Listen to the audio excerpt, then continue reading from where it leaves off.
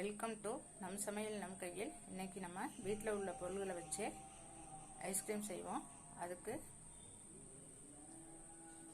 1/4 litre பால் எடுத்து ஸ்டவ்வில் வச்சுருக்கேன். 4-5 முந்திரி பருப்பு, 4-5 பாதாம் பருப்பு எடுத்திருக்கேன். ஒரு ஏலக்காய் உங்களுக்கு விருப்பப்பட்டால் இன்னும் ஒன்று சேர்த்துக்கலாம். அதுக்கு தேவையான அளவு ஜீனி ஒரு 4 ஸ்பூன் எடுத்திருக்கேன். இப்போ பால் நல்லா காயட்டும். அதுக்குள்ளே பாதாம், முந்திரி, ஏலக்காய் எல்லாத்தையும் மிக்சியில் போட்டு அரைச்சிடலாம். ரொம்ப நைஸாக அரைக்க வேண்டாம், 1-2 அரைச்சா போதும். பால் நல்லா காஞ்சிருச்சு. இப்போ அதில் ஜீனி போடணும். குங்குமப்பூ லைட்டாக போட்டிருக்கேன், விருப்பப்பட்டால் போடலாம், அவசியம் இல்லை. இப்போ இதில் ஜீனியை போட்டு நல்லா கலக்குவோம். ஜீனி போட்டுட்டேன். ஜீனி நல்லா கரைஞ்சிருச்சு. இப்போ நம்ம ஏலக்காய், முந்திரி, பாதாம் 3 மிக்சியில் போட்டு வச்சுருக்கோம். அதையும் அதோட போட்டுருவோம். இப்போ பாதாம், முந்திரி, ஏலக்காய் அரைச்சதையும் அதில் போட்டுட்டேன். இது இப்படி நல்லா கைவிடாமல் கிண்டிக்கிட்டே இருக்கணும்.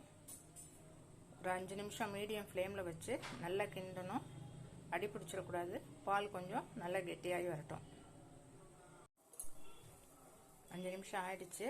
பால் நல்லா சுண்டி வந்துடுச்சு. 5 நிமிஷம் ஸ்டவ்வில் வச்சுருந்ததுனால பாதாம், ஏலக்காய், முந்திரியில் உள்ள ஃப்ளேவரும் நல்லா பாலில் இறங்கியிருக்கும். இப்போ நம்ம ஸ்டவ் ஆஃப் பண்ணிடலாம். பாலில் தண்ணியெல்லாம் நான் எதுவுமே ஊற்றலை, அப்படியே 1/4 லிட்டர் பால் காய்ச்சிருக்கேன்.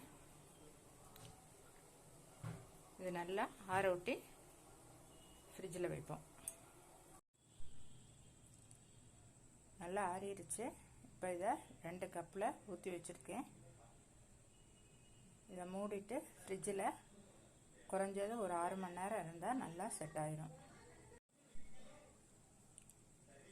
இப்போ டப்பாவை க்ளோஸ் பண்ணியாச்சு. இதை ஃப்ரிட்ஜில் வைப்போம். செட் ஆனவுடனே எப்படி இருக்குன்னு பார்ப்போம். ஃப்ரீசரில் வச்சு நல்லா செட் ஆயிடுச்சு. இப்போ அதை ஸ்பூனால் எடுத்து காமிக்கிறேன். இந்த ஸ்பூனில் எடுத்து வச்சுருக்கேன் பாருங்கள். இதே மாதிரி வீட்டில் இருக்க பொருளை வச்சு நாமளே செய்யலாம். நீங்களும் செஞ்சு பாருங்கள். தேங்க்யூ.